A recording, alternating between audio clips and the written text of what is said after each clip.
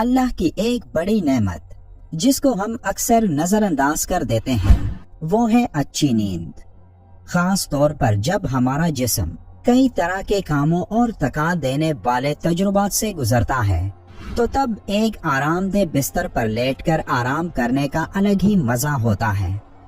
نیند ہمارے جسم کے لیے انتہائی ضروری ہے کیونکہ ہمارے جسم کو آرام کی ضرورت ہوتی ہے اور ہمارے جسم میں کچھ عمل ایسے ہوتے ہیں جو صرف تب ہی کام کرتے ہیں جب ہم سو جاتے ہیں۔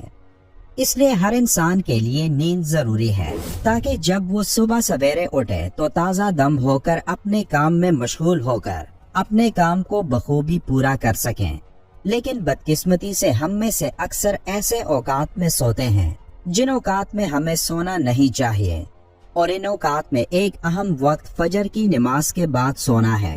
یہ وقت ایسا ہوتا ہے کہ پوری رات اچھی نیند کے باوجود ایک انسان اس خاص وقت میں دوبارہ سونے کو ترجیح دیتا ہے۔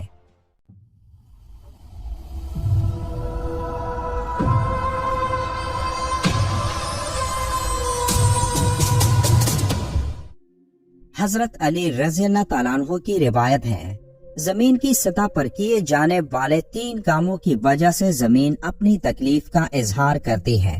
ناحق خون بہنے سے، وہ غسل جو زنا کے ارتکاب کے بعد کیا جائے، اور طلوع آفتاب سے پہلے سونے سے۔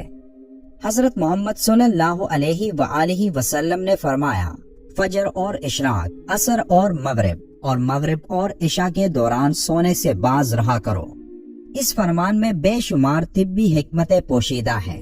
مثلا آج میڈیکل سائنس نے ڈسکور کیا کہ کرہ ارض پر فجر اور اشراق کے دوران آکسیجن کی مقدار سب سے زیادہ ہوتی ہے۔ ہم اگر اس وقت سو جائیں تو ہم اس آکسیجن سے محروم ہو جاتے ہیں اور یوں ہماری طبیعت میں بوجھل پن آ جاتا ہے۔ ہم آہستہ آہستہ چڑچڑے اور بیزار ہو جاتے ہیں۔ عصر سے مغرب اور مغرب سے عشاء کے درمیان بھی آکسیجن کم سے کم تر ہوتی چلی جاتی ہے۔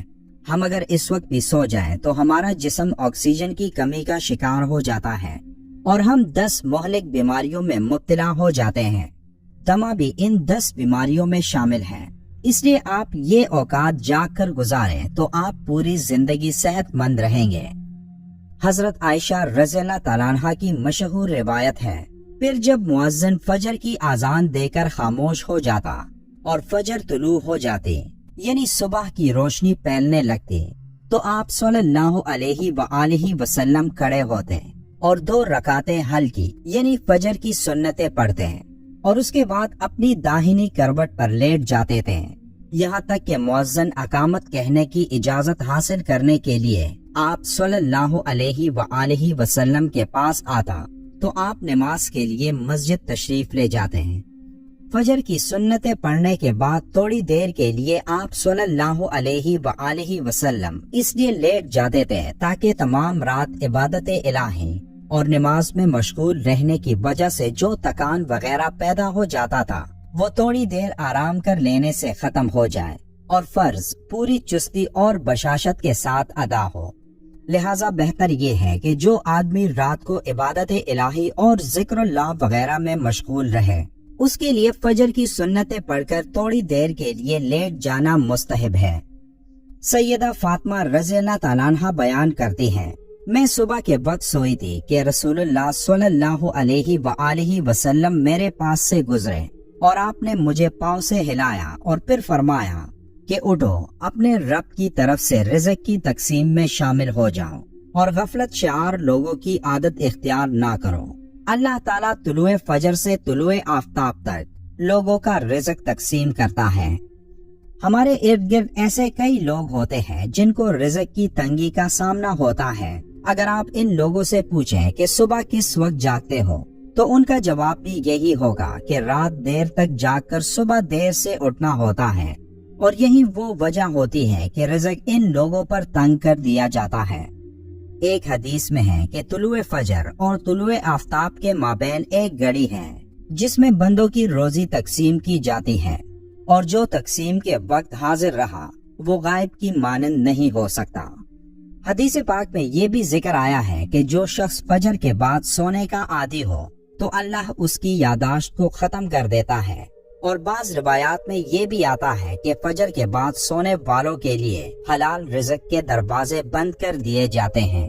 اسی طرح کئی لوگ رمضان المبارک میں سحری کے بعد سو جاتے ہیں اور اسی وجہ سے ان سے فجر کی نماز رہ جاتی ہے، جو ایک بہت بڑا نقصان ہے۔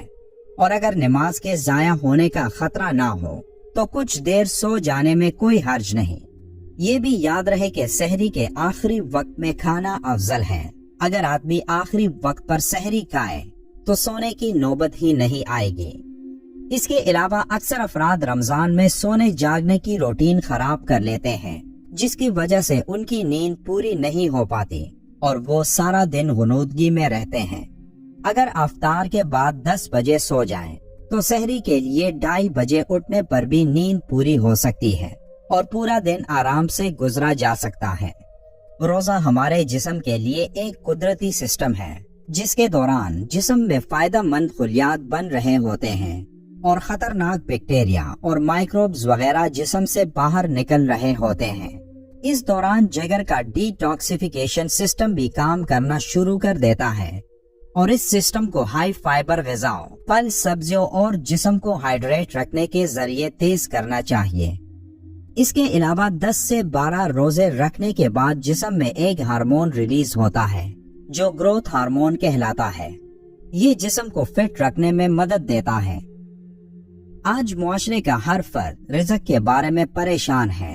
کما کے تک جانے کے بعد بھی دلی سکون نہ ہونے اور ضروریات کے پورا نہ ہونے نے دل و دماغ کو بوجھل کر دیا ہے۔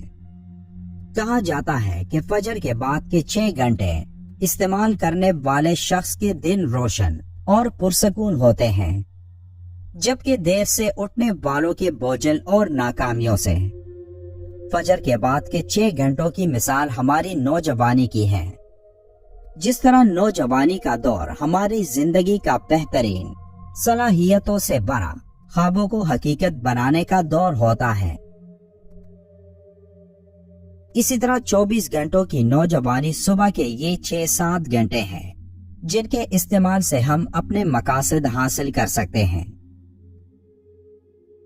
طلوع آفتاب کے وقت جاگنے میں ہی صحت، سکون اور ترقی کا راز پوشیدہ ہے۔